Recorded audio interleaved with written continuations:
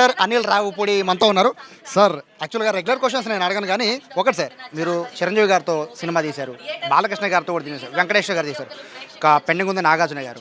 So next year Nagarjuna గారితో రావచ్చా అనిల్ రావుపూడి గారు? ఖచ్చితంగా నాకు నేను ఆల్రెడీ చాలాసార్లు చెప్పాను, అవకాశం వస్తే ఖచ్చితంగా నాకేం చేయడానికి అభ్యంతరం లేదు. హోప్ మంచి ప్రాజెక్ట్ సెట్ అవ్వాలి, మంచి కథ సెట్ అవ్వాలి.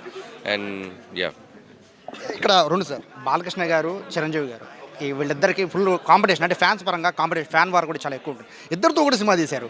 సో వీళ్ళిద్దరిని కలిపి ఏదన్నా ఒక కెమెరాలో పర్లేదు కానీ ఇద్దరితో కలిపి చూడాలని చాలా మంది ఫ్యాన్స్ కొన్ని ఏళ్ళుగా ఎదురు చూస్తున్నారు. అది మీకు మాత్రమే సాధ్యం అవుతుందని కూడా ఇండస్ట్రీలో అనుకుంటున్నారు. ఏమంటారు?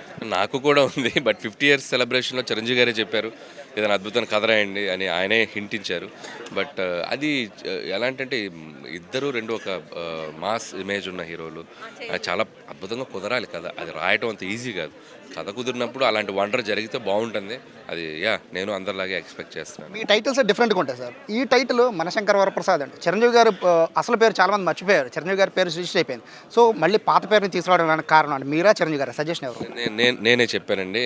నాకు అదేంటే క్యాజువల్గా ఉండే టైటిల్ పెడదాం సినిమాకి, చాలా కనెక్టింగ్గా కలోక్యల్గా మనం పక్కన మన ఎదురింటోళ్ళని పక్కింటోళ్ళని పిలిచే పేరులా ఉండాలి అని నేను అనుకొని ఈ టైటిల్ పెట్టడం జరిగింది. అది స్లోగా ఫస్ట్ పెట్టినప్పుడు కొద్దిగా ఇదేంటి అని అనిపించినా వెళ్ళే కొద్ది ఆడియన్స్లో ఆ పేరు బాగా నానుతుంది అనేది నేను నమ్మాను.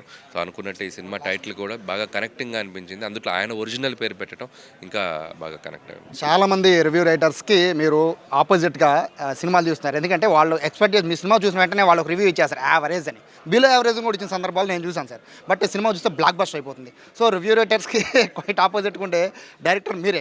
సో ఈసారి ఏం చెప్తారు రివ్యూ రైటర్స్కి? అది నాదేం లేదు, అది ప్రేక్షకులే. నేను కాదు ఆపోజిట్ ఉంది, ప్రేక్షకుల జడ్జిమెంట్ ఆపోజిట్ ఉంది. సో అంటే అందరి నేను తప్పు పట్టలేను, ఒక్కొక్కరిది ఒక ఇండివిజువల్ ఒపీనియన్. సో నాకు అల్టిమేట్గా at the end of the day ప్రేక్షకులు ఎలా రిసీవ్ చేసుకున్నారు, ప్రేక్షకుల సినిమాని ఏ స్థాయిలో నిలబెట్టారు, అది అల్టిమేట్ రిజల్ట్ అండి. ట్రోలర్స్కి ఏం చెప్తారు సార్?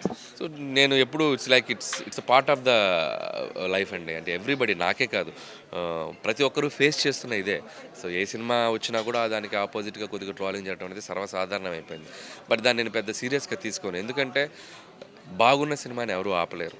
సో ఒక సినిమా ప్రేక్షకులు నచ్చిందంటే థియేటర్కి వెళ్ళే వాళ్ళని టికెట్ కొనొద్దు అంటే ఎవరైనా ఆగరు కదండి.